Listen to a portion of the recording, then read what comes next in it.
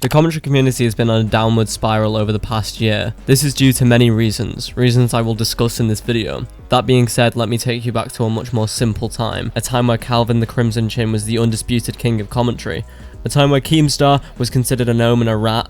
Well, I mean, not much has changed, but bear with me, okay? The content presented to us back then was a far cry from the content provided today. Most of it was low effort reaction commentary, which for the time was really different and was also quite entertaining. I make that pussy poppin', dude, you look like a fucking lesbian next. But even then, creators like Colossal and Zaptie stood out as it was clear their content had more effort put in that inevitably made it more enjoyable and enabled them to grow an audience at a more rapid rate. This higher quality of content has become somewhat the norm for new creators wanting to grow an audience that will be engaged with their content. Creators like Nicholas Diorio, Turkey Tom, and well, the swan that sinned. And you know what they say, you either die a hero, or you live long enough to see yourself become the villain.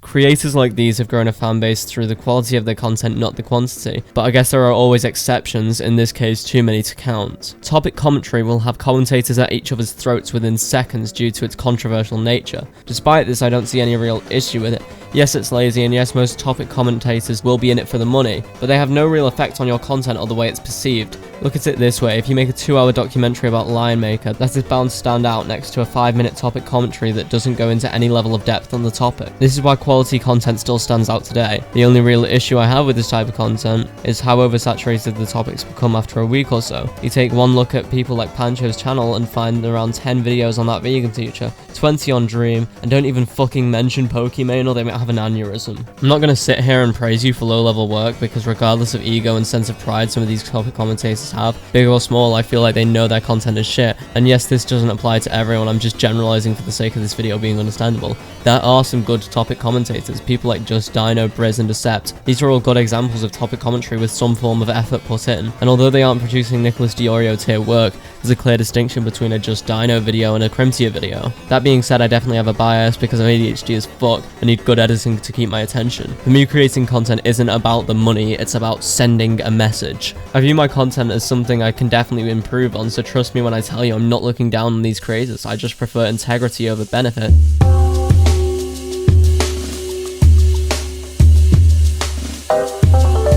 And that brings up a very valuable question. What is integrity over benefit? I'll give a brief summary due to the fact that other content creators have already covered this topic. Integrity over benefit has always been a conversation on YouTube, it's just being pushed behind the scenes because most if not all YouTubers don't want the viewers starting to question their morals. Because that's all integrity over benefit really is, a moral compass. You either want money or respect, and on a platform like YouTube you can't choose both. This has created a huge divide in the commentary community, as some people make videos for monetary gain whereas others make videos due to passion. And now you're probably wondering, well, Alfie, why do you make videos? It's pretty simple, it's in my fucking name. Over the last 2 years, 2016 commentary has been purged, not progged, okay? I've learned from my mistakes in the Skipper collab. This is because of a more edgy side to YouTube, also known as the commentary community. Back then you could get away with a lot more than you can now. This has been shown by YouTube's decision to ban Leafy and remove Gokunari's video vigilante, and iDubbbz's content cop on Leafy. With Leafy's ban, it didn't necessarily show YouTube being abusive with the way they used their harassment policies, it actually outlined how abusive the policies were to begin with. Leafy was banned for breaking the harassment policies, don't get me wrong, but there is a clear double standard here.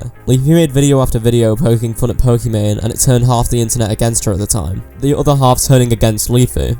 H3 Productions or Ethan and Ela Klein did the same and still do the same to Keemstar. Not only that, but Ethan in particular has gone out of his way to make video after video about Keem for years now. You may not like Leafy, but regardless of personal opinion, I think it's clear to see that YouTube is a very biased platform. This would also tie into the removal of Gokunari's video vigilante on H3 Productions. This was also removed for breaking the harassment guidelines. This video outlined all of the criticism of Ethan Klein at the time and put it all into one well-presented video. Hi, I'm Scuffed Logan Paul, and welcome to Bootleg Content Cop.